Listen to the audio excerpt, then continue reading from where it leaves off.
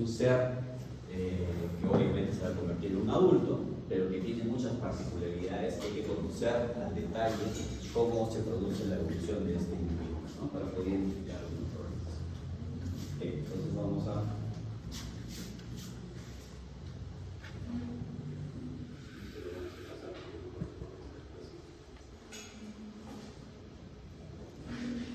Aquí pueden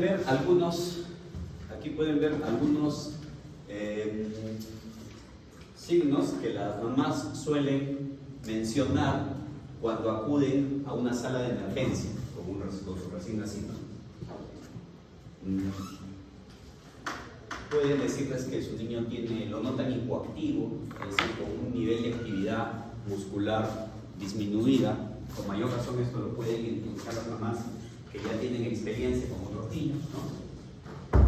Y es frecuente que este sea un motivo de consulta. Lo mismo que el llanto de las mamás, cuando ya tienen ciertos días, semanas con sus bebés, saben cuál es el ritmo, la intensidad del llanto de sus bebés, y si observan alguna variación en esto, podrían acudir a la emergencia diciendo: mi hijito, pienso que mi hijito tiene un llanto débil y lo está llorando menos de lo usual, lo cual podría ser un signo de irritabilidad. Por el contrario, ¿no? O sea, pueden observar que su niño está exaltado, excitado, ¿no? Vómitos, diarrea, succión débil, o simplemente les pueden decir: no sé, algo pasa, me parece que algo luce mal, no está bien, ¿no? Algo malo le pasa. Y nunca hay que subestimar estos datos, ¿ya? Nunca hay que subestimar lo que dice la madre. Hay un estudio, por ejemplo, que salió hace tiempo, donde evaluaron qué tanta sensibilidad tenía el hecho de que la madre, cuando acudía a emergencia, pensaba que a su bebé le dolía el oído, ¿no? Pues un bebé pequeño no pueden decir qué cosa les duele, simplemente lloran y lloran y lloran. Y evaluaron qué tan sensible era la mamá para percibir si a su bebé le dolía el oído. Y la sensibilidad de eso fue de 60%. Es decir, no podemos subestimar lo que la mamá nos dice. Si acude por emergencia con su bebé y nos dice algo le está pasando, estamos en la obligación de examinar al bebé. Les voy a contar un caso. Yo estaba en emergencia un día y llega una mamá alterada diciendo que ella pensaba que algo le pasaba mal, o algo estaba pasando a su bebé, que lo veía mal, lo veía pálido, según sus propias palabras. Y se quejaba de que ya había acudido a la emergencia en 3 oportunidades y que en las 2 ocasiones anteriores le habían dicho que su hijito no tenía nada, pero que lo único que hicieron fue mirarlo por encima de su ropa. O sea, la mamá lo traía en brazos y se quejaba de que el bebé estaba con algún problema, y lo único que hicieron los colegas que lo vieron era destaparlo un poquito y le dijeron: pero su niño no tiene nada, señor, ¿quieres? Y cuando lo trajo por emergencia, como me dijo eso, tuve que examinar al bebé, incluyendo el pesado y todo, y el niño estaba con una deshidratación hipercaprémica, que es un tema que vamos a ver más adelante. O sea, había perdido mucho peso, estaba histérico, deshidratado. Entonces la mamá no estaba equivocada, ¿no? Algunas veces, por supuesto, se equivocarán también, porque tendrán una percepción errónea, ¿no? Pero nunca hay que subestimar ese error, ¿ok? Fiebre también, ¿no? Es un tema que vamos a ver más adelante. La charla de hoy día la vamos a estructurar como si estuviésemos examinando un bebé, ¿ok? En ese orden, ¿no? Entonces, obviamente lo primero es indagar los antecedentes del bebé, pero lo siguiente, ya cuando vamos a examinar al bebé, tenemos que identificar las funciones vitales, ¿no? Pues eso sí ya lo saben, eso lo hacen los adultos, y con mayor razón en los bebés, solo que tienen que saber que los bebés, muchos de estos signos, muchos de estos datos van a depender del tiempo de vida, ¿no es cierto? El primer signo vital que vamos a evaluar es la temperatura, ¿no? La temperatura. Lo ideal en estos casos es medir la temperatura central. ¿Cuál es la temperatura central de una persona? ¿O cómo podemos calcular o identificar la temperatura central de un individuo o de un niño, un recién nacido? ¿Cómo creen? Sin miedo. Rectal. Claro, rectal. Es la mejor forma de identificar la temperatura, la más cercana a la real, ¿no?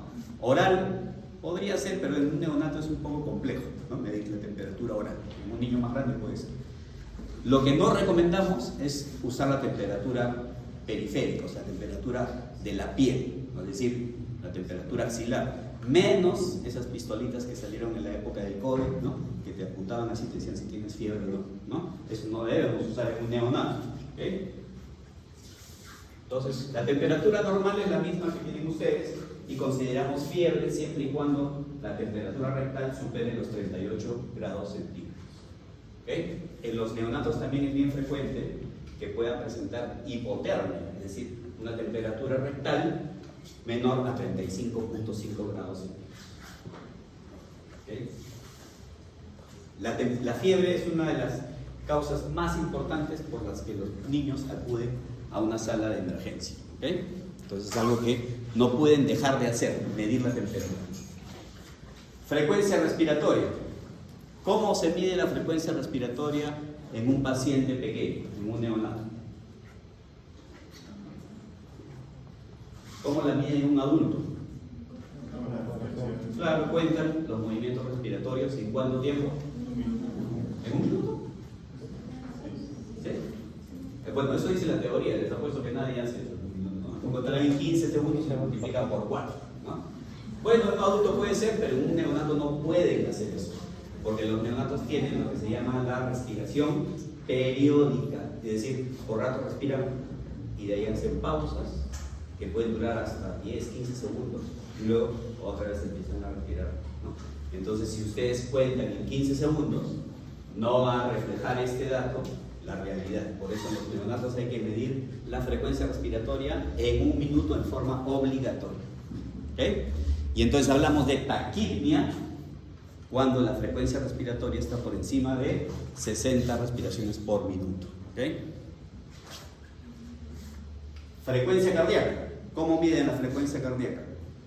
Auscultando, ¿no? Lo más práctico en un neonato. En un neonato no busquen los pulsos porque es medio difícil conseguirlo, ¿no? Entonces mejor auscultar, ¿no? Y también hay que auscultarlo en un minuto. Y entonces ahí podemos distinguir lo que es la taquicardia cuando tiene una frecuencia mayor de 160 latidos por minuto, o bradicardia cuando tienen menos de 100 latidos por minuto. Presión arterial. Es una función vital que en los niños y los neonatos generalmente en las emergencias no lo miden, porque hay que usar brazaletes especiales para cada edad, ¿cierto? Pero se los muestro para que ustedes vean bien cómo tanto la presión sistólica como la diastólica va a variar dependiendo del peso del bebé, ¿cierto? Miren cómo varía dependiendo del peso, acá está el peso, los de menor peso, los de mayor peso, y cómo varía la presión sistólica y la diastólica. En los pretérminos también varía de acuerdo a su edad gestacional y también varía de acuerdo al tiempo de vida que tiene el bebé. Por eso, obviamente nadie les va a pedir que se aprendan estas cifras, yo tampoco lo sé, ¿no? Pero lo que sí tiene que acordarse es que la presión arterial va a variar dependiendo del peso, de la edad gestacional del bebé y del tiempo de vida. ¿Okay? Esto es lo mismo. Inclusive, miren, puede variar dependiendo si está despierto o está dormido, ¿no? La saturación de oxígeno también es una función vital que no debemos olvidar de medir, ¿no? Para eso tenemos que usar sensores especiales para neonatos. No pueden ustedes medir la saturación de un bebé con su oxímetro de adulto, ese que usaban en la época de COVID, ¿no? Y que todos tenemos ahora en nuestras casas. No pueden usar eso para un neonato. Tienen que usar sensores adecuados para su condición, o sea, para su condición de neonato. Y los valores normales son los mismos que los de un adulto, es decir, lo normal se consigue una saturación por encima de 90, ¿sí? Yo sí tengo 93. Por encima del 92% se considera normal, ¿cierto? Claro, la mayoría de acá, de los que estamos acá, estaremos saturando pues 98, 97 por ahí, ¿no? Pero excepto, o sea, los neonatos es igual, excepto en sus primeros minutos de vida. Miren, esta es una tabla que les muestra que al minuto de vida, al primer minuto de vida, los neonatos tienen una saturación de 60-65% en condiciones normales, Recién, miren, al 10º minuto de vida, su saturación va a estar por encima del 90%. ¿Sí? ¿Y eso por qué será?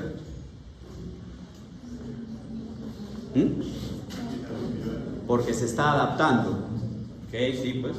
Cuando está dentro del útero, hay una circulación diferente a la que se produce cuando el bebé nace, ¿no es cierto? Porque cuando está dentro del útero, el bebé no respira, ¿no es cierto? ¿Y de dónde recibe el oxígeno el feto? De la placenta, ¿no? ¿Y la placenta de dónde recibe sangre? De la mamá, ¿no? La mejor saturación a la que puede acceder un feto es alrededor de 60-65%. Por eso es lo que saturan, pues, cuando nace, ¿no? Ya después, cuando se han terminado de adaptar, ya van a saturar más. ¿Okay? Luego que hemos evaluado esto, tenemos que calcular o medir los datos antropométricos del bebé que estamos evaluando. Tenemos que pesarlo, tenemos que medir su talla o su longitud y tenemos que medir su perímetro cefálico. Todo eso tenemos que hacer en una sala de emergencia, imagínense. ¿Por qué? Porque tenemos que evaluar el crecimiento. La falta de crecimiento o de ganancia de peso de un bebé recién nacido o de un neonato puede ser un signo de alarma, ¿no es cierto? Y fíjense cómo tenemos que evaluar que la ganancia de peso sea de por lo menos 20 a 30 gramos por día los primeros meses, los primeros 2 o 3 meses. Considerar también que hay una pérdida de peso en los primeros días de vida que puede llegar a ser del 10%, ¿no es cierto? ¿Sabían ese dato o no? ¿O recién se están enterando? Los neonatos o los fetos, cuando están dentro del útero de su mamá, tienen una mayor composición corporal de agua. ¿Sí? ¿Cuánto de agua o qué porcentaje de su peso es agua en ustedes? 60-70%. El feto, cuando está dentro de la panza de su mamá, el agua es el 90% de su peso corporal. ¿Okay? Y cuando nace, producto de esos procesos de adaptación, ese bebé tiene que ir perdiendo peso. Es normal que los bebés tengan una pérdida de peso inicial que puede llegar a ser, en la teoría dicen, hasta el 10%. ¿Okay? Aunque la mayoría de bebés pierden un promedio entre 6 a 7%. ¿Okay? Entonces, ¿cómo puedo calcular yo eso? Tengo que pesarlo ahora y conocer su peso de nacimiento.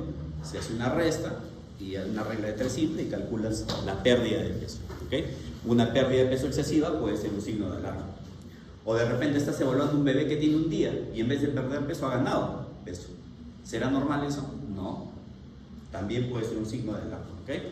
Entonces el peso es importante. La talla. La talla, recuerden que los bebés durante el primer año de vida es el periodo de máximo crecimiento de un individuo, ¿no? ¿Cuántos centímetros crece un bebé en su primer año de vida? ¿Saben? ¿Con qué talla nace en promedio un bebé a término? 50 centímetros, ese es el promedio, ¿no? Y al término del año, ¿qué talla debería haber alcanzado? En promedio, 75 centímetros. Es decir, ha aumentado 25 centímetros, o sea, la mitad de la talla con la que nació, ¿no? Entonces eso hay que evaluarlo, porque una falla en ese crecimiento puede significar un signo de alarma. Igual el perímetro cefálico. ¿Con qué perímetro cefálico promedio nace un bebé? 35 centímetros. ¿No? Y va a crecer más o menos medio centímetro cada semana durante los primeros 2 o 3 meses. Es decir, que en un mes ese perímetro cefálico debería haber aumentado 2 centímetros. Todos esos cálculos tenemos que hacer para saber si nuestro bebé se está desarrollando normal. Para esto, o sea, para evaluar también eso, felizmente tenemos unas curvas que se llaman las curvas de crecimiento, donde podemos ver las curvas de incremento de peso, de incremento de perímetro cefálico, de incremento de talla. ¿Okay? Bueno, eso es lo que les hablaba de la pérdida de peso, ¿no? Cuando el bebé pierde mucho peso, mucho más del 10%, hablamos de deshidratación neonatal, ¿okay? Que puede implicar un riesgo de trastorno electrolítico, principalmente hipernatremia, eso se puede poner graves, y bueno, eso hay que considerarlo. Ahora, ¿todos los bebés pierden el mismo porcentaje de peso? Evidentemente no, ¿no es cierto? La teoría dice que pueden perder hasta 10%, pero una cosa es que lo pierdan en un día y otra cosa es que lo pierdan en el transcurso de 3, 4 días. Se considera que el acné de pérdida de peso, o sea, la máxima caída del peso, ocurre entre el segundo y tercer día de vida. A partir de ahí comienza a recuperarse. ¿Okay? Entonces, para saber cómo está perdiendo peso el bebé que estoy evaluando, pueden acceder a esta herramienta. ¿Sí? Pueden acceder a esta herramienta que se llama newbornweight.org. Es una aplicación bastante simple donde ustedes ingresan los datos de su bebé. Por ejemplo, imagínense que vamos a evaluar un bebé de 2 días de vida, que cuando nació pesaba 3 kilos 240 gramos, nació hace 2 días, o sea, nació el día 10, digamos que nació a las 8 de la mañana, por cesárea, le han dado fórmula, y actualmente, en este momento lo estamos evaluando y ese bebé pesa 2 kilos 940, digamos. El día de hoy es 12 y son las 15:55 de la tarde. Le das graficar y ahí pueden ver, miren, estas son las curvas percentilares de pérdida de peso. La mayoría de bebés que tiene estas características pierde sobre esta curva, que es equivalente al percentil 50. No se ve. No se ve. Acá arriba está.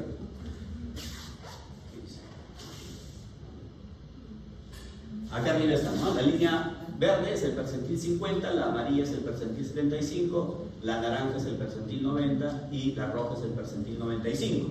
Vamos a considerar que es normal que los bebés se ubiquen dentro de los primeros 90 percentiles. Es decir, lo anormal sería una pérdida que se ubique por debajo de ese valor, ¿no? En este caso, ustedes miren dónde está. ¿Qué dirán? Deshidratadazo, ¿no? ¿Ha perdido qué porcentaje? 9.3%. Ustedes pueden decir, pero doctor, usted me ha dicho que hasta 10% es normal. Sí, pues, pero por el tiempo de vida que tiene este bebé, su pérdida de peso no se puede considerar. Por eso es mejor remitirse a estas curvas donde pueden evaluar la pérdida de peso para el tiempo de vida. ¿Ok? ¿Me entendieron?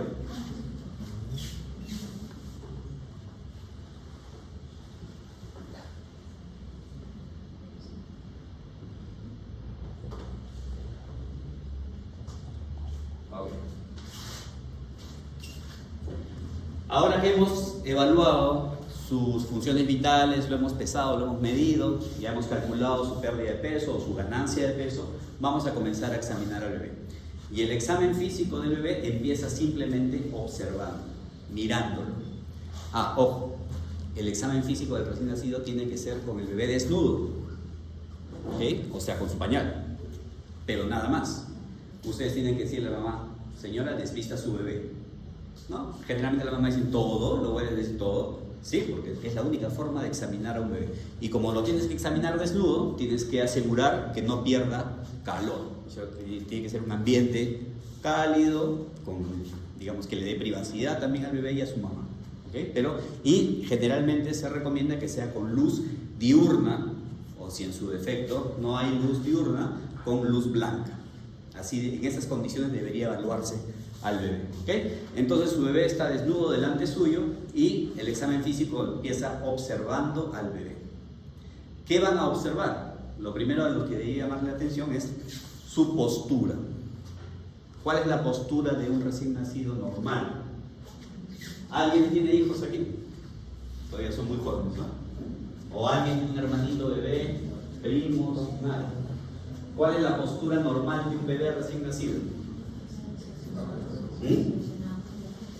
Hay un predominio del tono flexor de las extremidades, es decir, el bebé va a estar con su pulgar metido dentro de sus otros dedos, así. A esto le llamamos el pulgar cautivo. El bebé va a estar así, flexionados sus manitos, flexionados sus codos, así, y una ligera flexión de las extremidades inferiores, ¿ok? Así, ¿ok? Va a haber un incremento del tono flexor de las extremidades y va a haber un tono disminuido del tronco, es decir, su cabeza, su cuello, su tronco van a tener un tono disminuido, pero las extremidades al contrario van a tener un tono incrementado. ¿Ok? Los movimientos que hace el bebé son activos, es decir, permanentemente el bebé se está moviendo, a no ser que esté dormido, obviamente, ¿no? Y son caóticos. ¿Por qué decimos que los movimientos son caóticos? Porque no tienen un objetivo, ¿no? Nosotros nos movemos con algún objetivo. Yo ahorita me estoy moviendo porque le estoy explicando, estoy caminando, pero el bebé se mueve, sus brazos ahí, sus piernas, sin ningún objetivo. Pues claro, a eso le llamamos movimientos caóticos. ¿Ok? ¿Qué sería lo anormal? Miren, este bebé, este es un bebé, miren, grande, a término, está llorando, pero miren sus extremidades, miren sus manos. Sus manos están abiertas, sus brazos están estirados. Este bebé tiene una postura anormal. ¿Qué cosa tiene? No sé, pero tiene una postura anormal y eso es un signo de edad. ¿Okay? Ahí miren, justo le están buscando inclusive los reflejos, ¿no? Esta postura, estamos en neonatología, es un tema de neonatología, ¿cierto? Los neonatos, ¿hasta qué edad o sea, el individuo hasta qué edad se considera neonato? Hasta los 28 días, ¿cierto? Obviamente esta postura, si están evaluando a un bebé de 10 meses y tiene esta postura, obviamente no es normal eso, ¿no? La postura va a ir cambiando porque el tono flexor de sus extremidades, en la medida que el niño va ganando edad, se van relajando, va disminuyendo el incremento del tono. ¿Okay? Las manos al tercer mes se van a abrir. Se van a abrir. ¿Por qué se van a abrir? Para poder coger objetos. ¿Okay? Yo les dije que el tono del tronco, del cuello y de la cabeza en un recién nacido está disminuido, pero en la medida que el bebé va ganando edad, ese tono va a incrementarse. A los 3 meses el bebé va a poder levantar su cabeza y sostenerla erguida. Esos detalles hay que conocerlos porque tienen ustedes que saber evaluar a los niños en sus diferentes edades. ¿Okay? Pero ahorita estamos hablando del neonato. El tono muscular, tienen que evaluar el tono muscular. ¿Qué cosa es el tono muscular? ¿Qué cosa es el tono?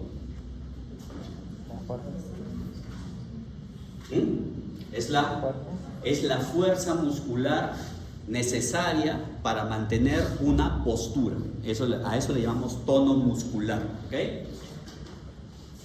Ya les dije que el tono de los bebés se evalúa observando la postura, pero también hay maniobras que se pueden hacer para identificar el tono de un bebé. Una de esas maniobras es esta, que se llama pull to sit, o sea, jalar para sentarlo, y se hace así. Es decir, toman ustedes al bebé, lo agarran de sus antebrazos y el bebé está en decúbito, lo traccionan hacia adelante y lo normal en un recién nacido, bueno, este no es un recién nacido obviamente, pero lo normal en un recién nacido es que haya una ligera resistencia en sus codos, es decir, sus codos van a estar ligeramente doblados.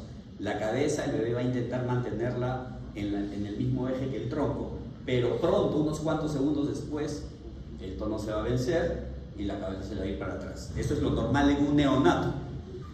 Este no es un neonato, ¿no? Este es un bebé, yo calculo unos 10 meses tendrá, pero miren cómo está, ¿no? La cabeza se le chorrea para atrás, ¿no? Miren sus brazos completamente extendidos. Este es un bebé con una maniobra de pull to sit anormal para su edad. ¿Okay? Otra maniobra es la maniobra de la bufanda, que consiste en sostener el brazo del bebé y jalarlo alrededor de su tórax en la dirección contraria, ¿no? A ver, hagan ustedes eso. Su codo con la justa si va a pasar la línea media, ¿no? En un bebé con hipotonía, su brazo se le va a enrollar alrededor de su cuello, ¿no? Por eso se llama la maniobra de la bufanda. ¿Okay? La otra maniobra es la maniobra de suspensión ventral. Esta de acá, es el mismo bebé. La maniobra de suspensión vertical, consiste en que ustedes toman por debajo de las axilas al bebé y lo suspenden en el aire. Lo normal en un neonato es que van a sentir resistencia en sus hombros, es decir, va a intentar mantener sus hombros erguidos. Pero en este bebé, miren, el examinador está haciendo fuerza para que no se le chorree entre los dedos, miren, ¿no? Este evidentemente tiene hipotonía. Y la otra maniobra es la maniobra de la suspensión ventral. Toman al bebé por el tórax y lo levantan en el aire. Eso debe desencadenar un reflejo que se llama el reflejo de Landau, que lo levantan así y el bebé se estira ahí en el aire, ¿no? Pero este bebé está haciendo el signo de la U invertida, ¿no? Porque sus brazos y sus piernas le cuelgan, ¿no? Es un signo evidente de hipotonía. Esas son las maniobras que ustedes pueden practicar para identificar cómo está el tono de un bebé. Ok, seguimos. Observen este video. Y me dicen qué cosa es lo anormal que ven en este bebé.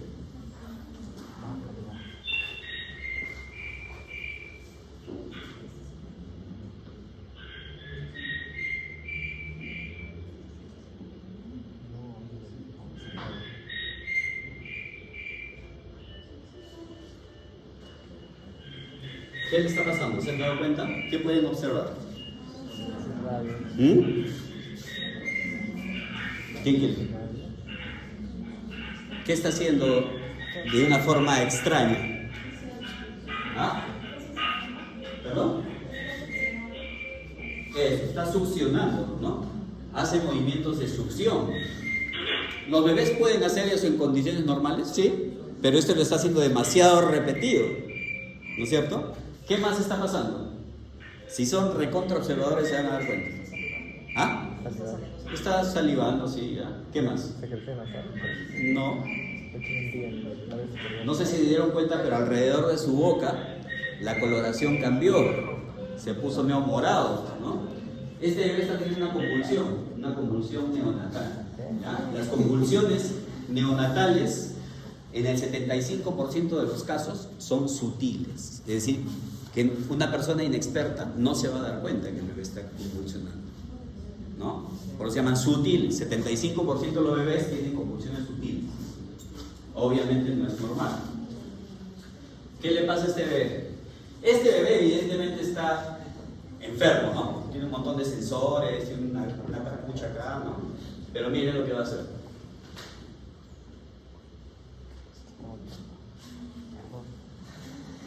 ¿Qué? ¿Eso será normal? Cuando ustedes vean un bebé que se está moviendo, los movimientos tienen que ser simétricos. Es decir, si hay ese movimiento, también debería tener el movimiento en el otro brazo, ¿no? Quizás lo anormal también es que es demasiado repetitivo ese movimiento, ¿no? ¿Qué está haciendo? Es el movimiento que le llaman el movimiento del boxeador, o el signo del boxeador. Ustedes se ríen, pero para la mamá de ese bebé no creo que sea muy chistoso, ni para los médicos que están ahí. Ese bebé está convulsionando también. Tiene una convulsión focal, ¿no?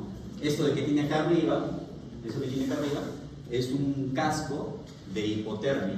Lo están enfriando. Ese bebé está asfixiado y están enfriando su cerebro a menos de 32 grados para tratar de frenar el daño, digamos, que produce la hipoxia.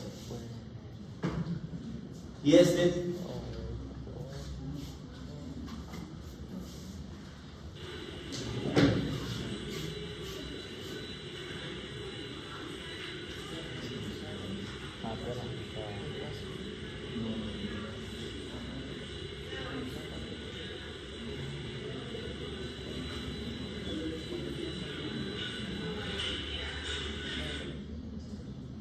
lo mismo, ¿no? Debe llamarles la atención todo tipo de movimiento unilateral y repetitivo. Si ustedes creen que, este es un tip, como dicen, ¿no? Si ustedes creen que un bebé está convulsionando porque está haciendo movimientos con una sola extremidad, lo que tienen que hacer es coger la extremidad con sus manos para intentar detener el movimiento. Si el movimiento se detiene, eso no es una convulsión. Pero si el movimiento, a pesar de que lo sostiene la extremidad, continúa, es muy probable que sea una convulsión. ¿Ok? Entonces lo que les decía, las convulsiones en el 75% de los casos son sutiles. Muchas veces inclusive no hay forma de darse cuenta de que el bebé está convulsionando. Por eso es que los bebés que tienen riesgo de convulsiones, principalmente aquellos que se han asfixiado durante el nacimiento, requieren un monitoreo electroencefalográfico de forma permanente. Entran, se le ponen sus chupones en la cabeza, en el cráneo, y durante 24 o 48 horas se monitorea todo el tiempo su actividad cerebral para tratar de identificar si el niño está convulsionando o no y darle el tratamiento apropiado. ¿Sí? Debe llamarles la atención también cualquier tipo de asimetría en el tono o en los movimientos. ¿Okay? Hasta aquí no hemos tocado al bebé, solo lo estamos observando. Lo siguiente que vamos a observar en el bebé es la piel. La piel en un neonato puede darnos mucha información. El color de la piel. Evaluamos el color de la piel. Podría presentarse ictericia. ¿Qué cosa es la ictericia? La coloración amarillenta de piel y mucosas, ¿no es cierto? Eso lo llamamos ictericia, viene de la palabra icterus, en griego significa amarillo. No necesariamente la ictericia es anormal. 75% de los bebés sanos se vuelven ictéricos durante sus primeros días de vida, o sea que es algo fisiológico. Su tarea, cuando hagamos, o mi tarea, mejor dicho, cuando hagamos el tema de ictericia neonatal, es transmitirles a ustedes los conocimientos para poder identificar si esa ictericia que están viendo en un determinado bebé es normal o anormal. ¿Okay? Cianosis. ¿Qué cosa es la cianosis? La coloración azulada de la piel, ¿no es cierto? La cianosis puede ser central, puede ser periférica, puede ser acrocianosis. Central es cuando toda la piel está morada, incluyendo mucosas, ¿cierto? Periférica, no, está cianótico, pero las mucosas no. Y acrocianosis, cuando solo las extremidades están cianóticas, ¿ok? Rubicundez o plétora. La rubicundez o plétora es cuando la piel está excesivamente rosada o sonrosada, ¿no? Puede ser un signo de alarma. Y la palidez también. ¿Okay? Vamos a ver ejemplos. No se ve bien porque bueno, las condiciones no son muy buenas, pero miren aquí las escleras de este bebé. Este bebé está ictérico, ¿no? Este bebé está ictérico. Este bebé está cianótico. Sus mucosas están moradas, ¿no? Aquí, acrocianosis. Miren la coloración de sus extremidades y la coloración de sus mucosas, ¿no? Este bebé tiene acrocianosis. La acrocianosis la he puesto aquí, pero la acrocianosis no necesariamente es un signo de alarma. Los primeros días de vida los bebés pueden estar acrocianóticos, tú los saturas y están saturando 100%. Eso se da porque las extremidades tienen un incremento de la resistencia vascular periférica y por lo tanto se ponen de ese color. Mírenme, ese es un par de gemelos que han sufrido un problema, una patología que se llama la transfusión feto-fetal. Es decir, durante su gestación, uno de los fetos, que está gordo, miren, grande y rojo, ha recibido más sangre de la placenta que que está flaco, es su hermano, ¿no? Está flaco y pálido, ¿no? Este bebé está pletórico o rubicundo y este bebé está pálido. ¿Okay? Hay que evaluar la perfusión tisular. La perfusión tisular es súper importante evaluarla, ¿no? Y lo hacemos en los adultos. ¿Cómo hacen? ¿Cómo evalúan la perfusión tisular de un adulto? ¿Ah? Presionando el lecho de la uña, blanqueándola, y luego cuentas cuánto se tarda el lecho de la uña en volver al color inicial. ¿Cuál es lo normal en un adulto? Menor a 12 segundos, ¿ok? En los neonatos no podemos medir o calcular la perfusión o el llenado capilar en las uñas del bebé. Lo hacemos en el tórax, miren, hasta blanquear la piel, o podemos hacerlo en la glabela, en la región de la glabela. ¿Okay? Presionan ahí durante unos segundos hasta blanquear, sueltan y cuentan cuántos segundos se demora en retornar a su color normal. En los neonatos se considera que lo normal es menor de 3 segundos, no 2 como en el adulto, ¿ya? Otro signo de mala perfusión tisular puede ser la piel marmórea. ¿Qué es esto? ¿No? Una coloración reticulada de la piel, a eso le llamamos piel marmórea, ¿okay? Que puede ser un signo de mala perfusión tisular. En la piel de un recién nacido, de un neonato, pueden aparecer algunas lesiones que se consideran normales, como por ejemplo el eritema tóxico, la melanosis pustulosa transitoria, el acné neonatal y la milia. Todos estos fenómenos ustedes tienen que aprender a identificarlos porque son normales. Yo he visto muchos bebés que les identificaron unas ampollas llenas de pus y les han dado antibióticos. Y era una melanosis pustulosa, no tenían que hacer nada, esperar nada más. Entonces hay que saber reconocer, ¿okay? Lo que sí es anormal es que haya una descamación laminar, pústulas grandes como flictenas, por ejemplo, o hematomas, ¿no? Vamos a ver ejemplos. ¿Qué le pasa a este recién nacido? ¿Qué es eso? Milia, muy bien. Eso es la milia. ¿Y qué cosa es la milia? ¿Por qué se produce esto? Retención del contenido de glándulas sebáceas. ¿Okay? Eso es la milia. Y se considera normal. No le van a indicar antibióticos aquí, ni le van a hacer una aspiración de líquido, no van a hacer nada. ¿No? A este, ¿cómo describirían esas lesiones?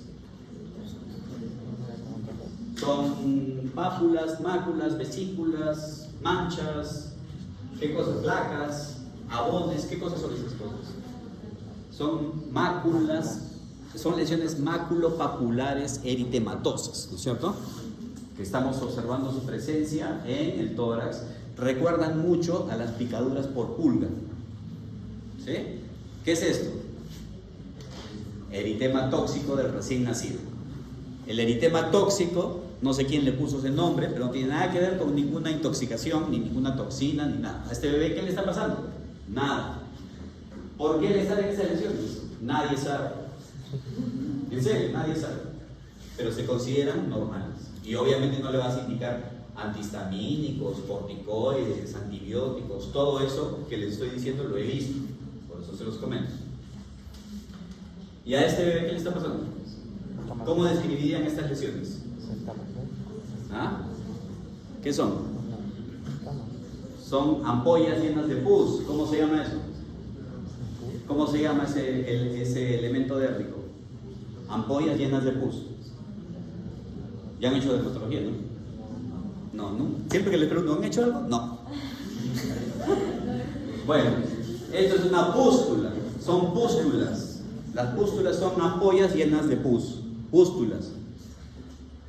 ¿La pústula necesariamente es un signo de infección?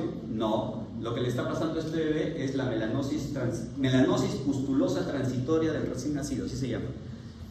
¿Causa? Nadie sabe, tampoco.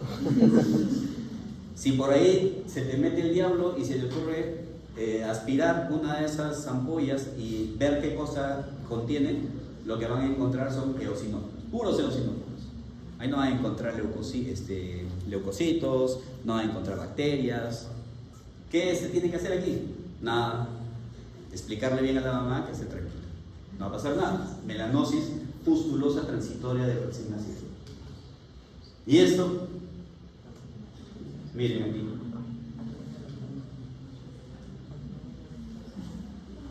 ¿A qué les recuerda? ¿Qué periodo de su vida les recuerda esta foto?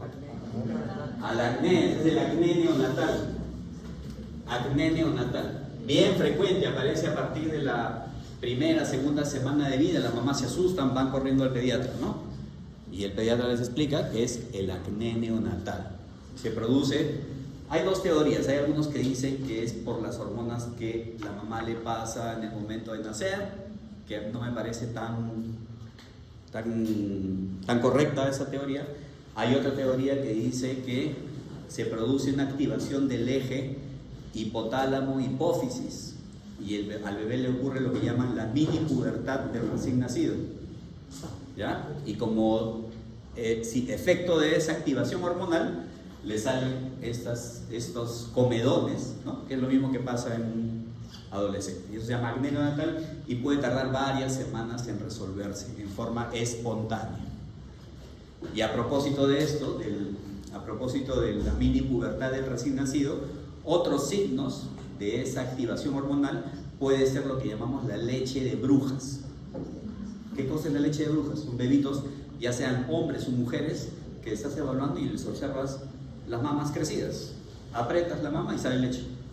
Y las mamás pegan el grito si es que ven eso, porque creen que algo le pasa a su hijito y no les pasa nada, ¿no? Es producto de la activación hormonal.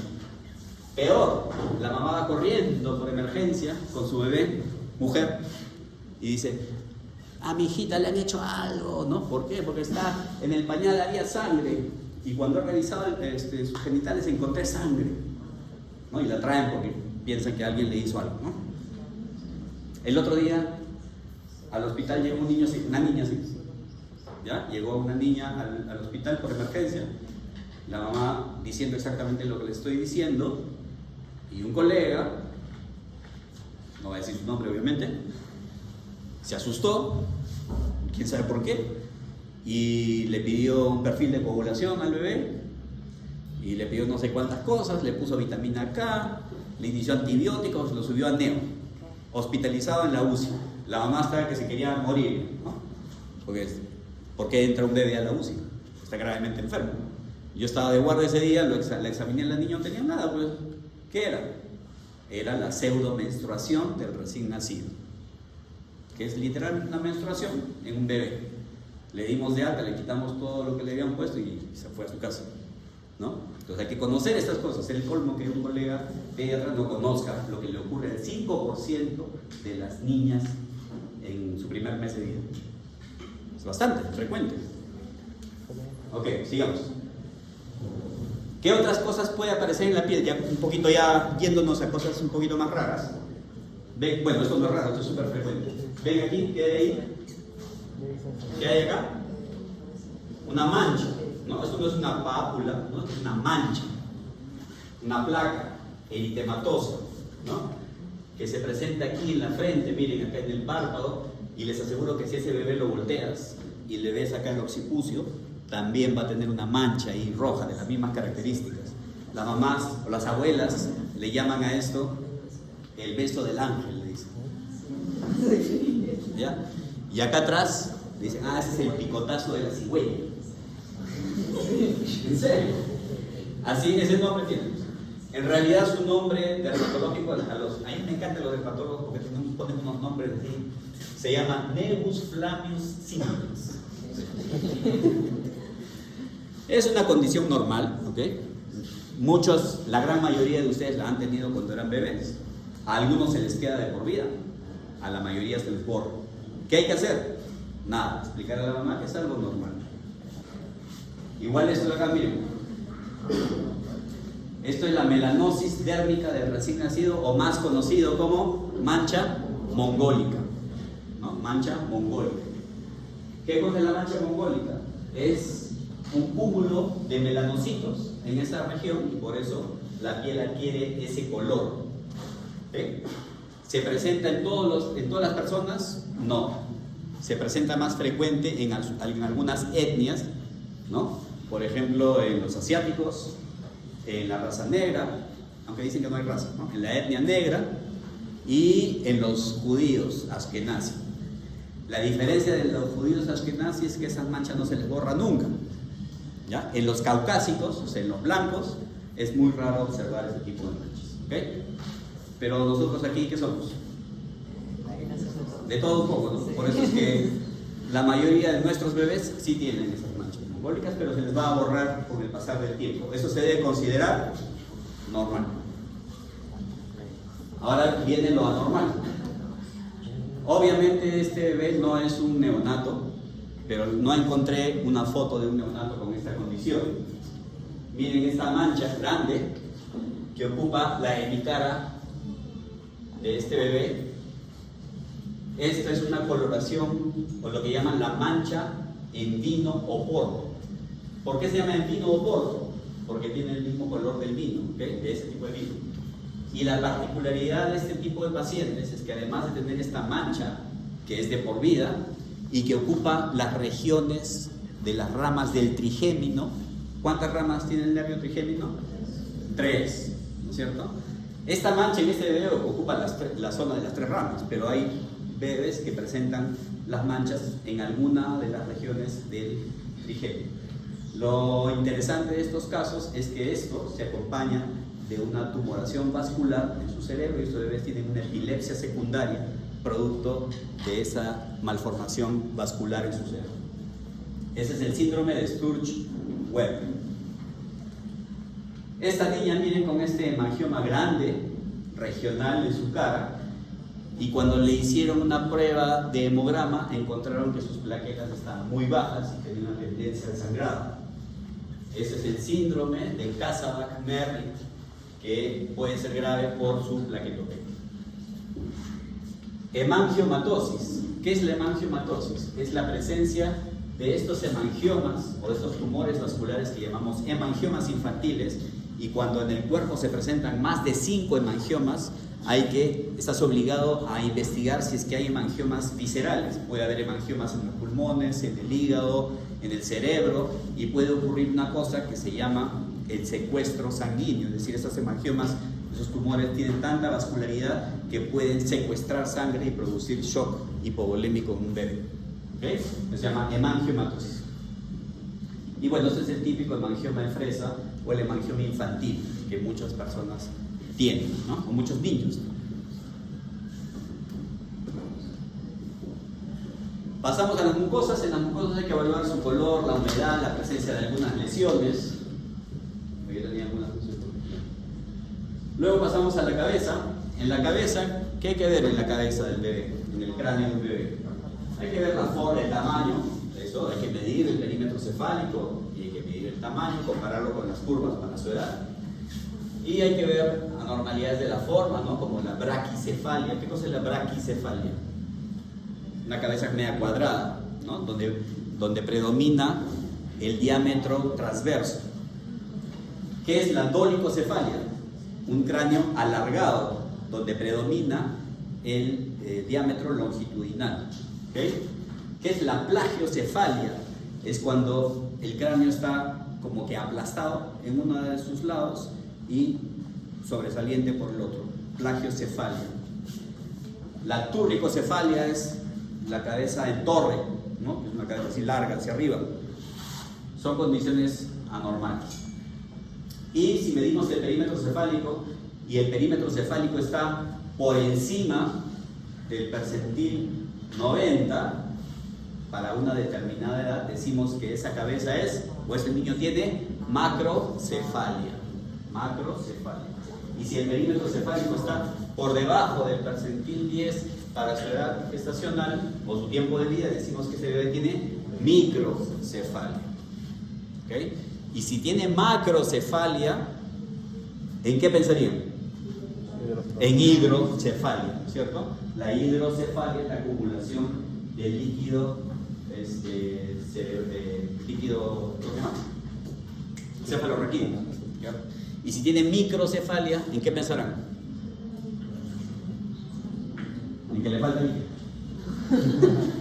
No, ¿en qué pensarán en una microcefalia? Que puede haber una anormalidad del desarrollo cerebral. Puede, estoy diciendo puede, porque también he visto bebés que son cabezones, ¿no?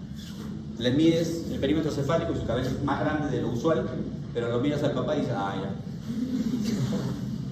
No tiene hidrocefalia, es cabezón, ¿no? Macrocefalia constitucional se llama eso, o sea, es cabezón porque sus papás son cabezones, o al revés también puede ser, ¿no? Ok, también en el cráneo, recuerden que los bebés tienen fontanelas, ¿no? Las fontanelas. ¿Qué fontanelas conocen? Oye, ¿por qué tienes mi dispositivo? ¿De la persona? Ya, ¿por qué? ¿Qué les dije? Fontanelas. ¿Qué fontanelas conocen? La fontanela magna, ¿no? O anterior. Se llama magna porque es la más grande, ¿no? Tiene la forma de un rombo, ¿cierto? Y se palpa entre la unión del hueso frontal con los parietales. ¿Okay? Hay que evaluar el tamaño, su tensión, ¿no? Por ejemplo, cuando los bebés tienen un síndrome hipertensivo endocranial, ya sea porque sangró o lo que fuese, la fontanela puede estar abombada, ¿no? O sea, puede estar no abombada de que huele mal, sino abombada porque está sobresaliente, ¿no? A veces hasta pulsátil. O puede estar deprimida, ¿no? En caso de una deshidratación severa. ¿Okay? ¿Qué otra fontanela conocen? La fontanela lamboidea, que está acá atrás.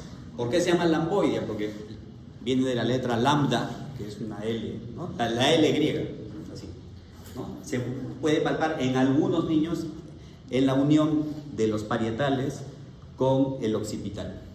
¿Okay? En muchos niños no se les palpa. Mientras más prematuro es, más posibilidades de que se le palpe esas fontanelas. Y algunos también dicen que hay fontanelas temporales, ¿no?, en los prematuros que también se pueden palpar. Ausencia de fontanelas. ¿Cuándo se cierra la fontanela magna? Es algo que también deben saber. ¿A qué edad se debería cerrar la fontanela magna? Al año, alrededor del año de edad.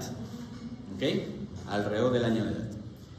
Si estás evaluando un bebé pequeñito de 3-4 meses y no le palpas fontanelas, quizás podría tener lo que se llama la craneosinostosis, ¿no? O sea, la unión anormalmente precoz, la fusión anormalmente precoz de los huesos craneales. ¿Okay?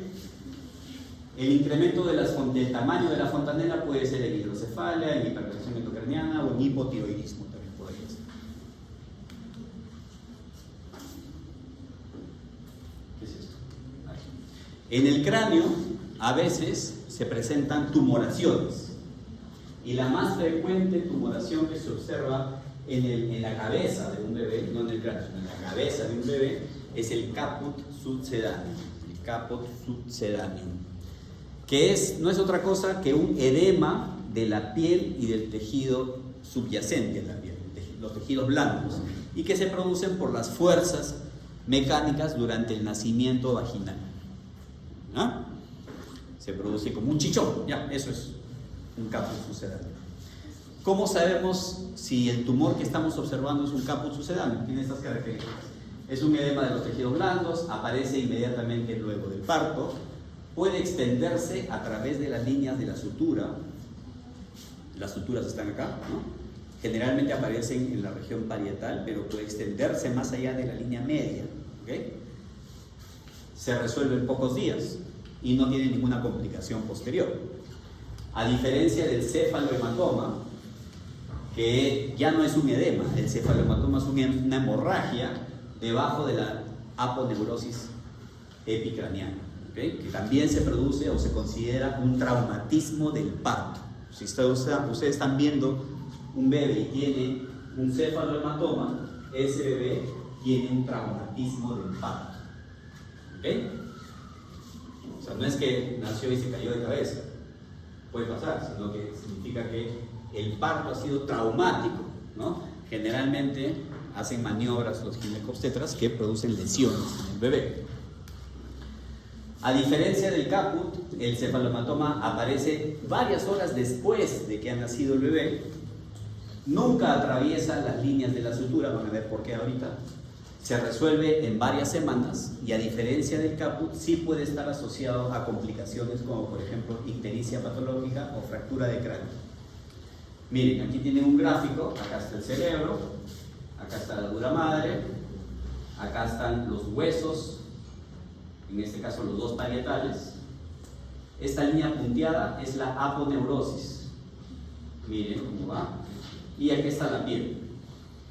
El cefalohematoma es una hemorragia que está debajo de la aponeurosis, y como la aponeurosis termina, donde termina el hueso, el cefalohematoma nunca puede atravesar o irse más allá de la aponeurosis. Por eso decimos que el cefalohematoma no pasa más allá de la línea media, ¿okay? Mientras que el caput, como es una hinchazón de la piel, no tiene nada que ver con la aponeurosis ni con el hueso, sí se puede extender más allá.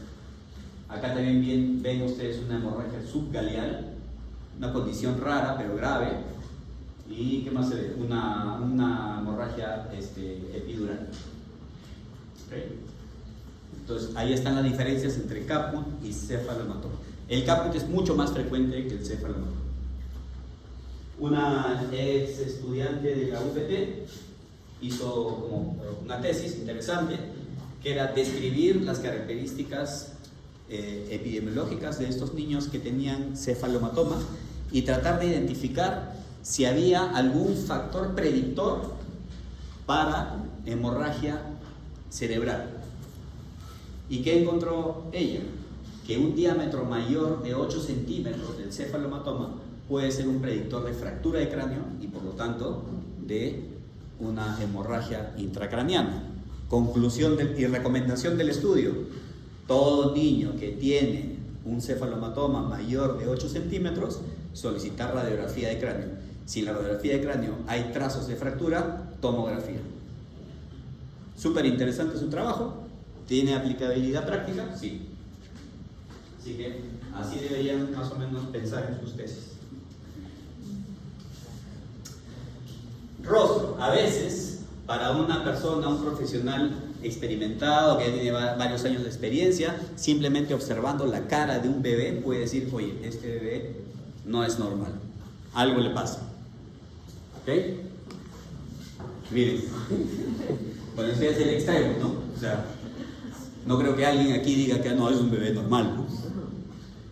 ¿Qué tiene este bebé? Ausencia del puente nasal, ¿no? No tiene puente nasal, tiene una fisura palatina, tiene hipertelorismo, es decir, una distancia entre los cantos interiores de los ojos muy amplia. Si le abriéramos la boca, veríamos que tiene una fisura de paladar, y esta es una trisomía 13 o síndrome de Patau. ¿Okay? Estos diagnósticos se hacen solamente viendo al bebé. Bueno, la foto no es muy buena, pero este es el síndrome de Edwards, donde se ve microcefalia. Generalmente tienen una sola arteria en vez de tener dos en el ombligo, ¿no? En el cordón umbilical. Miren cómo se montan los deditos así, uno sobre otro, que es una característica típica de este síndrome, y etcétera, etcétera. Tienen patologías cardíacas. El síndrome de Edwards, así como la del síndrome de Patau, son condiciones que son incompatibles con la vida. ¿Y este quién es? ¿Ah? Down, ¿no? Un niño con síndrome Down, ¿no? O una trisomía de Tulle. Además, ¿qué otro signo pueden encontrar en este bebé? ¿Ah? Está ictérico, evidentemente está ictérico, ¿no? Orejas. Nunca pueden dejar de examinar las orejas de un recién nacido porque muchas malformaciones congénitas implican alteraciones del pabellón auricular, ¿ya? En cuanto a su forma y su posición. Este es un pabellón auricular de desarrollo normal. Aquí podemos ver, ¿cómo se llama este pliegue? Anatomía. ¿Cómo se llama este pliegue? Hélix. ¿Se acuerdan o no? ¿Y este de acá? Antihelix. ¿Esto de acá? Trago. ¿Y esto de acá? El lóbulo de la oreja. Esas son la forma normal de una oreja, mejor dicho, son las características de una oreja normal, de un pabellón auricular normal. Vamos a evaluar la posición del pabellón auricular. Se tiene que trazar una línea que una los dos cantos o epicantos de los ojos, el externo con el interno, y proyectas esa línea hacia atrás. Si la oreja está por encima de esa línea, aunque sea con alguna parte, consideras que es un pabellón auricular adecuadamente implantado. Pero si ves algo así, donde la oreja está implantada por debajo del pabellón auricular, eso es algo anormal y que acompaña a muchos síndromes y alteraciones congénitas, como por ejemplo el síndrome de Down, el síndrome de Treacher-Collins, el síndrome de Turner, y otros menos frecuentes como Beckwith-Wiedemann, Potter, Smith-Lepie-Opitz, etc. ¿Okay? En la forma, miren la forma. Microtia. Nosotros le llamamos microtia a la alteración de la anatomía del pabellón auricular. Microtia grado 1. ¿Qué le falta acá? ¿Qué es lo anormal aquí? ¿Dónde está el trago? Es difícil determinar, ¿no? Parece una oreja normal, pero es una microtia grado 1. Microtia grado 2, ahí ya se ve una alteración evidente. Microtia grado 3, inclusive no hay meato auricular, ¿no? Y grado 4 no se ve porque está tapado, pero no hay nada, ¿no? Eso se llama microtia y los grados de desarrollo. La microtia puede ser aislada, es decir, solamente presentar esa alteración, o puede ser parte de algún síndrome, ¿ok? Y el síndrome que con más frecuencia se asocia a la microtia es el síndrome de Goldenhar, ¿sí? Si quieren pueden revisar este artículo. Es un artículo que publicamos con el doctor Alvites, que en ese tiempo era interno. Ahora ya es, hasta creo que es docente ustedes, doctor Alvites. Ya, con él publicamos un caso clásico de Golden Heart que ocurrió en el Hospital UNAM. En ese tiempo lo publicamos en la revista de la competencia.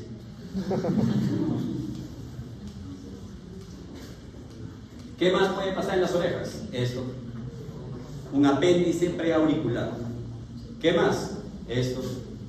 Una fosita preauricular. Lesiones que pueden pasar desapercibidas, pero que pueden ser indicador de que hay alteraciones mayores. Cualquier alteración en las orejas, ustedes pueden asociar o tendrían que buscar asociación con anormalidades renales, vertebrales, cardíacas. ¿Okay? En la boca, ¿qué es esto? Una ránula, se llama ránula. ¿No? Es la acumulación de saliva, simplemente. Se obstruyen los conductos y se acumula la saliva. Se llama ránula. ¿Y esto qué será? ¿Dientes? No, son las perlas de Epstein, ¿no? Perlas de Epstein que se consideran normales. Muchos bebés tienen, las mamás también llegan asustadas por este signo, pero es normal. Esto, dientes.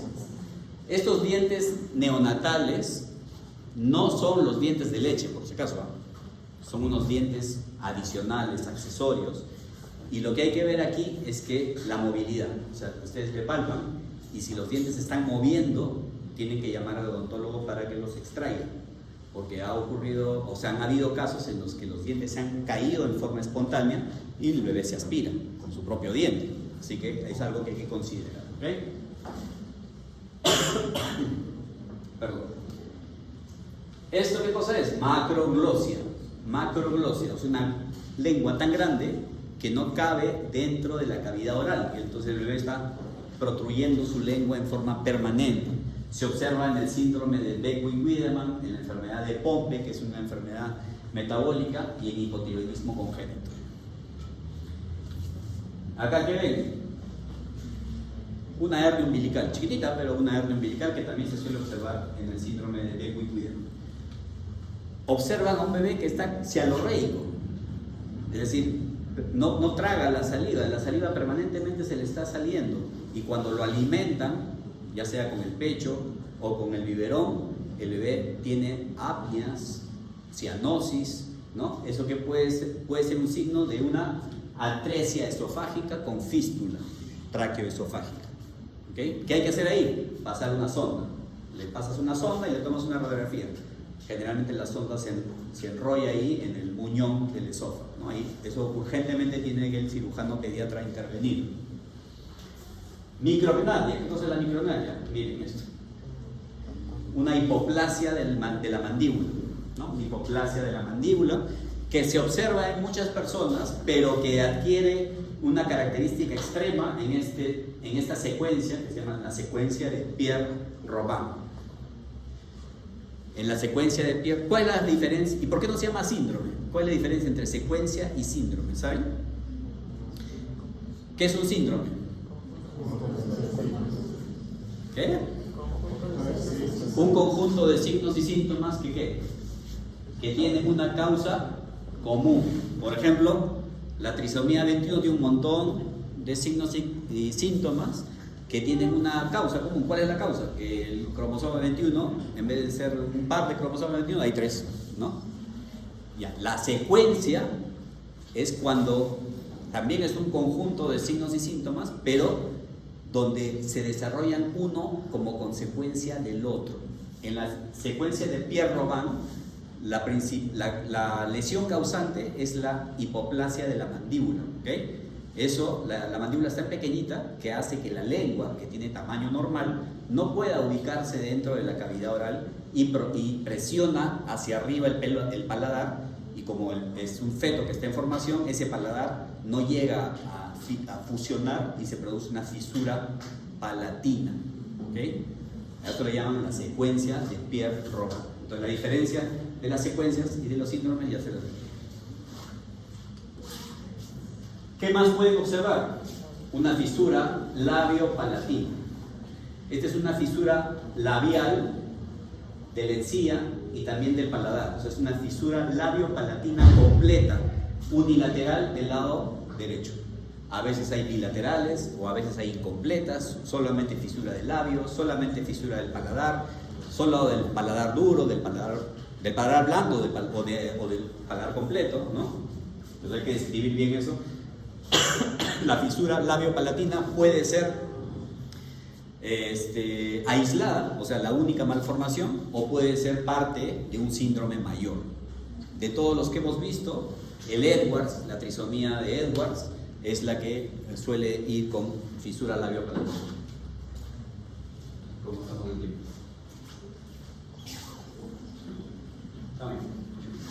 Tórax. En el tórax van a evaluar, ya dijimos, la frecuencia respiratoria y tienen que evaluar también el esfuerzo respiratorio. ¿Qué cosa es el esfuerzo respiratorio? Es el trabajo muscular, ¿cierto?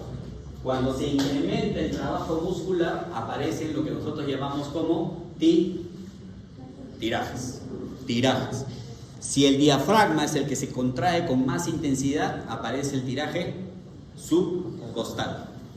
Si eso no es suficiente, o sea, si el niño el trabajo del diafragma no es suficiente para compensar la insuficiencia respiratoria, el cuerpo va a incorporar a los músculos intercostales. Los músculos intercostales van a comenzar a contraerse con más fuerza y aparece lo que llamamos el tiraje intercostal. Si eso no es suficiente, se van a incorporar los músculos del cuello, o los músculos accesorios de la respiración, que son el escaleno, el esternocleidomastoideo, etc. Y va a aparecer lo que se llama el tiraje supraclavicular.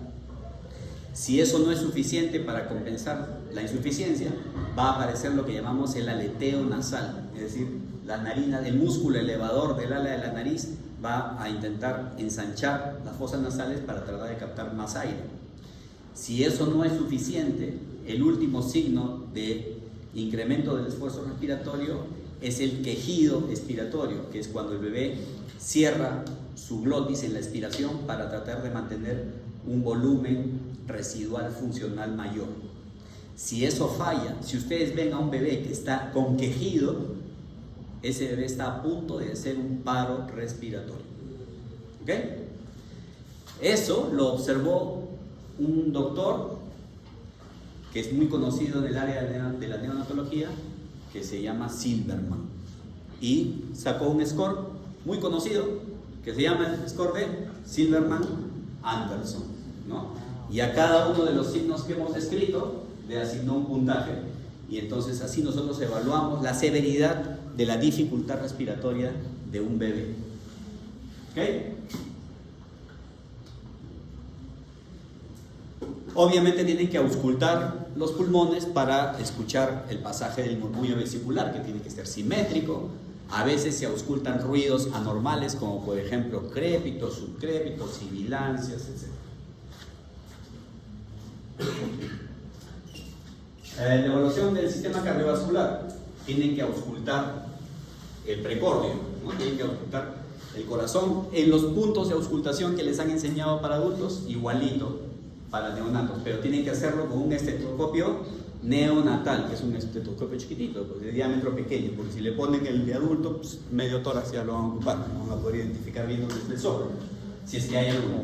Cuando ustedes ausculten el corazón, tienen que identificar los dos tonos cardíacos, tienen que identificar la frecuencia cardíaca y tienen que identificar la presencia de soplos, si es que los tuviera, ¿no?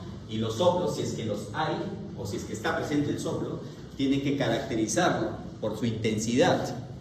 ¿Cómo se clasifican los soplos de acuerdo a su intensidad? Eso sí, no me digan que no lo han estudiado, porque eso lo han hecho en semiología.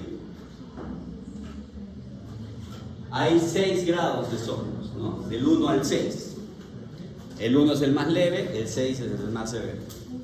Mientras más intenso es el soplo, es más probable que sea patológico.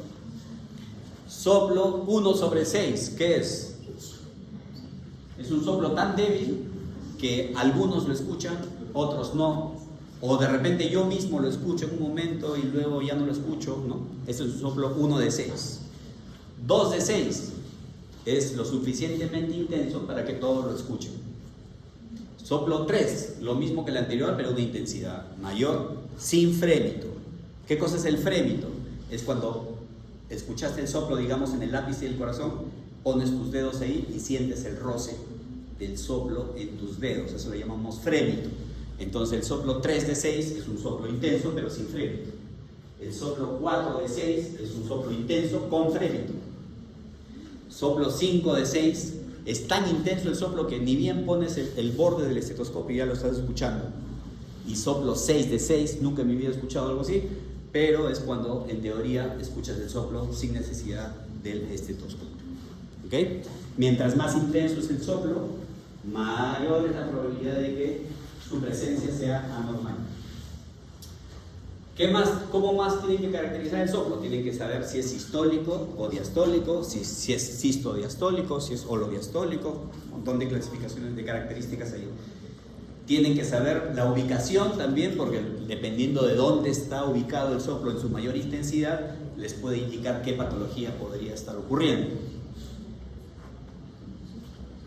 A ver, no sé si se escucha. Me olvidé traer mi parlante.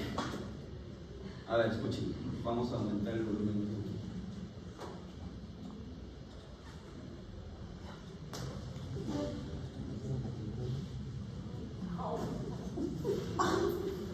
¿Qué pasó?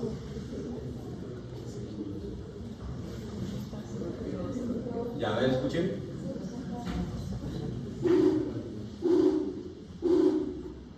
Este no es una frecuencia cardíaca de un neonato, obviamente, ¿no? Pero más o menos así se escucha un soplo holosistólico. Este es un soplo sistodiastólico. Ejemplo de un soplo sistodiastólico: el soplo que se ausculta en la persistencia del ducto arterioso, ¿okay? O el llamado soplo en maquinaria. ¿Han escuchado hablar de eso? Todos saben que el soplo en maquinaria es sinónimo de persistencia del ducto arterioso, pero nadie sabe por qué se llama soplo en maquinaria. ¿Por qué se llama soplo en maquinaria?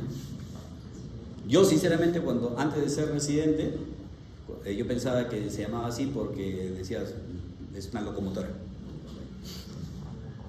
pero nada que ver.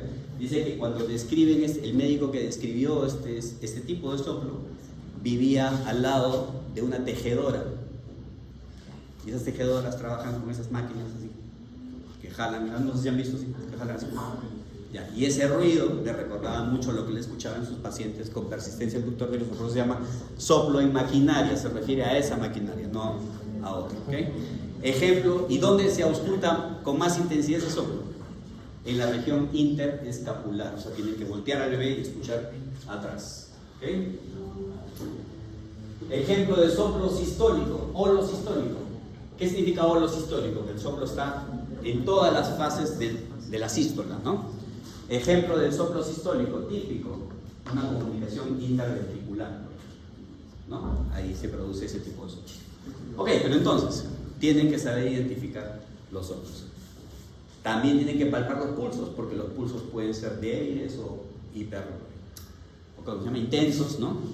Saltones, el típico pulso saltón, que es característico de la persistencia del ducto arterioso.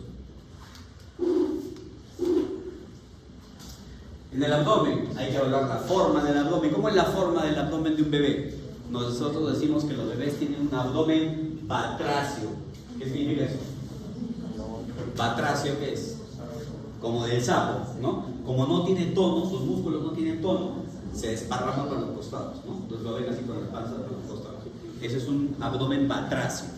¿Qué sería lo anormal? Que esté distendido, o sea, la panza está distendida, la piel está brillante, palpas y el bebé pega el llanto porque le duele, ¿no?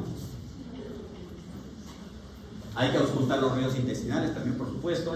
Hay que palpar y aquí deben recordar que el hígado en sus condiciones normales se puede palpar a 2, máximo 3 centímetros del reborde costal derecho. ¿Okay? En el ombligo, o sea, en el cordón umbilical, si es que todavía lo tienen, en el cordón umbilical hay que evaluar la presencia de los vasos sanguíneos umbilicales, que son una vena y 2 arterias, ¿no es cierto? una vena y 2 arterias. Fíjense que entre 5 a 10 de cada 1000 nacimientos y entre 35 a 70 de cada 1000 nacimientos gemelares se presenta una sola arteria. Es decir, tienen que identificar cuántas arterias hay, porque muchas veces están asociadas a otras anormalidades. ¿Ok? ¿Cómo identificar una arteria de la vena? La vena está colapsada, ¿no? Es un vaso sanguíneo más grande y está colapsado, mientras que las arterias son rígidas, ¿no? Y parecen antenas. No hay foto de eso, pero bueno. Aquí ven un abdomen distendido, ¿no? ¿Qué más ven acá? Está rubicundo, ¿no? La piel está rubicunda. Esto es un cuadro de onfalitis. La onfalitis es una infección del tejido subcutáneo. El germen se mete a través del muñón del cordón umbilical y se produce una infección gravísima que se llama onfalitis. A veces por el ombligo sale orina y eso es un signo de la persistencia del urano. ¿Okay? En el abdomen puede haber anormalidades como el ónfalocele y la gastrosquisis. Miren, esto es ¿qué será? ¿Un ónfalocele o una gastrosquisis? Un ónfalocele. En el las dos patologías son defectos de la pared abdominal. ¿Okay? ¿Cómo diferenciarlo uno del otro? En que en el ónfalocele el contenido abdominal, generalmente intestinos, sale dentro del cordón. Este es el cordón. Dentro del cordón están las vísceras.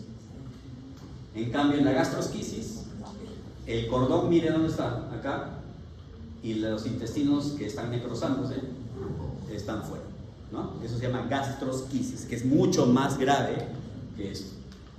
Y aquí están las diferencias, ¿no? Que no las voy a leer por parte del tiempo. En los genitales, primero hay que identificar el sexo del bebé, ¿no?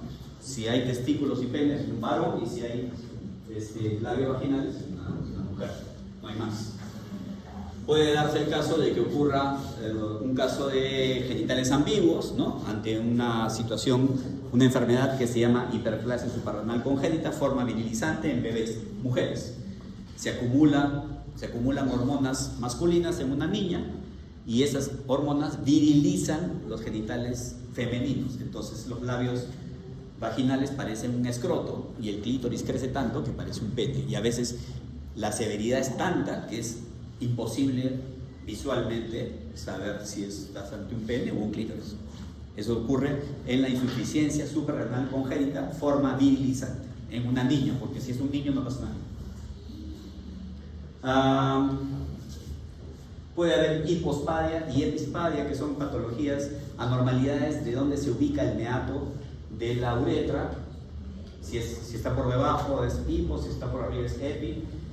La presencia de los testículos hay que identificarlos, a veces los testículos están ausentes, ¿no? Uno o los dos, en esos casos se llama distopia testicular, y en las mujercitas hay que evaluar la integridad de los genitales, ¿no? Externos. Muy importante, permeabilizar o identificar la permeabilidad anal. ¿Ya? Eso lo hacemos midiendo la temperatura rectal, ¿no?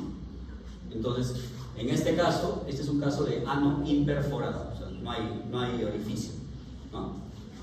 Entonces, ahí ¿qué hacemos? Hacemos radiografías para ver dónde acaba el muñón del recto. Acá el cirujano tiene que operar sí o sí, ¿no? ¿Ah? Claro, el cirujano, dependiendo, si es una malformación baja, es decir, la distancia entre el ano imperforado y el muñón del intestino no es muy grande, el cirujano lo que puede hacer es confeccionar un ano, ¿no? Si la distancia es grande, o sea, el espacio entre el ano que no está perforado y el muñón del intestino es muy larga, lo que hace el cirujano es una colostomía para que el bebé defeque, y luego, después de que ha crecido, se hace una cirugía reconstructiva para formarle su recto y conectar el recto con su ano. ¿Eh? Pero nunca deben olvidarse de buscar esto, ¿verdad? Me acuerdo una vez, nació un bebé, no me acuerdo qué patología tenía, pero estaba grave el bebé, y como nació mal, lo llevamos a la UCI, se intubó en ventilación mecánica, todo. Y recién a los 2 días nos dimos cuenta que no tenía nada. Porque nadie le había medido la temperatura rectal, porque como estaba grave, y a los bebés graves los ponemos en incubadoras que tienen sensores de temperatura que van conectados a la piel, nadie se preocupó de medir la temperatura rectal, y recién a los 2 días, como no defecaba y su panza se estaba hinchando, le levantaban los pies, no tenía nódulos. Eso fue un error por no examinar de forma completa. A propósito de esto, la permeabilidad, o sea, el ano imperforado puede ser parte de una asociación que se llama Vactor. ¿Qué cosa? Ahora, otra diferencia. ¿Qué cosa es una? Ya les dije qué cosa es un síndrome, ya les dije qué cosa es una secuencia, qué cosa es una asociación. Es un conjunto de signos y síntomas que estadísticamente aparecen juntos con mucha frecuencia, pero que no tienen una causa común, o por lo menos no conocemos su causa. Y el típico ejemplo es la asociación Vactor. Vactor no es el apellido de un personaje así extranjero, sino que son las siglas de las lesiones, ¿no? V o V de anormalidades vertebrales, generalmente hemivértebras; A de anormalidades anales; C de anormalidades cardíacas, generalmente defectos del tabique interventricular; E o TE, fístula tráqueo-esofágica; R, anomalías renales, generalmente riñón en herradura; y L de limbs, que en inglés significa extremidades, anormalidades en las extremidades, generalmente ausencia de radio. Es suficiente que juntes 3 para que ya puedas hacer el diagnóstico de asociación Vactor. ¿Okay?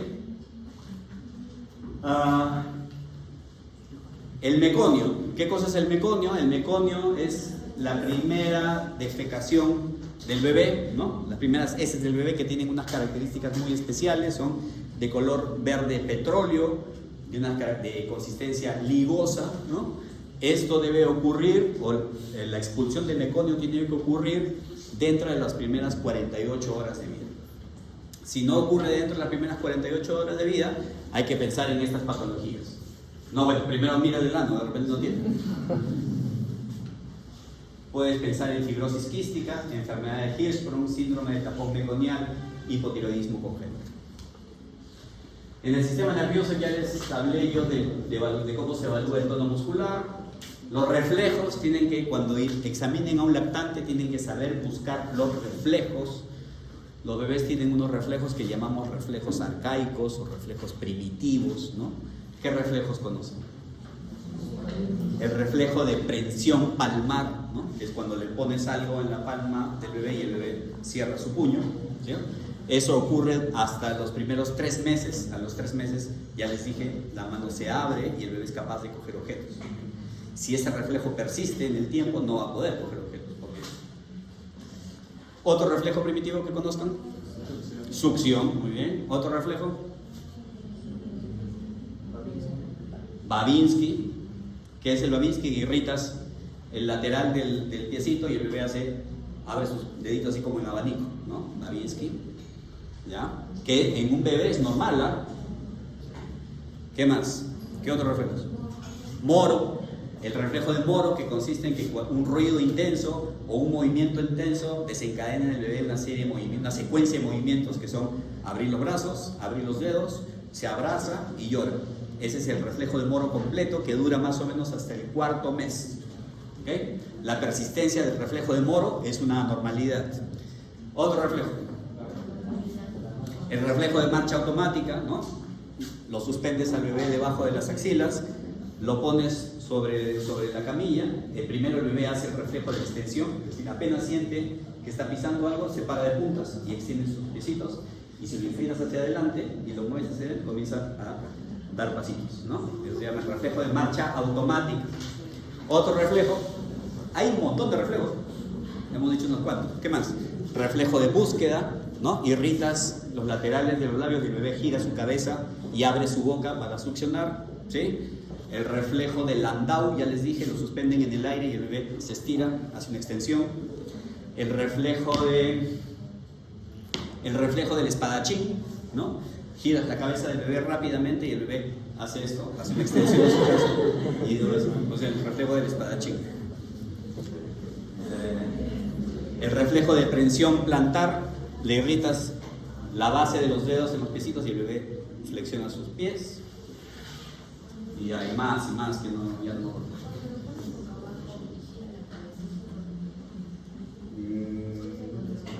De repente es simplemente el reflejo tónico cervical del cuello, ¿sí?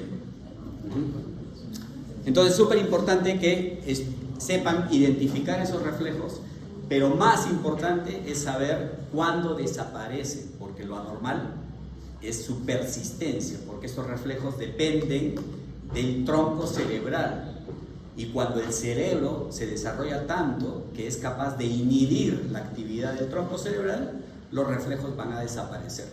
Entonces, cuando un paciente grande, un niño grande o un adulto presenta reflejos arcaicos, es porque su cerebro, ¿no? Y quien domina ahora es el tronco. ¿Sí? Bueno, eso ya lo vimos, estado de la fontanela. Algunas anormalidades que hemos visto en el hospital, ¿no? ¿Qué es esto? ¿Qué? ¿Hidrocefalia? ¿Cuál hidrocefalia? No, no es. ¿Qué es? ¿Qué le falta? El cerebro le falta, pues esa es una anencefalia. Anencefalia, ¿ok? La anencefalia es la malformación más extrema del tubo neural, ¿ok? Y más grave, incompatible con la vida. Estos bebés no sobreviven. O sea, mejor dicho, pueden vivir bastante tiempo, pero a la larga se van a morir, no tienen cerebro. Esta es una acondroplasia. Es una acondroplasia. Se murió también, lamentablemente. Bueno, eso es todo. ¿Alguna pregunta? Acá tienen la bibliografía, lo que les decía, Tracy Gomela, Neonatología y Problemas en la Guardia. Pueden leer también este libro de Avery, de la doctora Avery, muy interesante.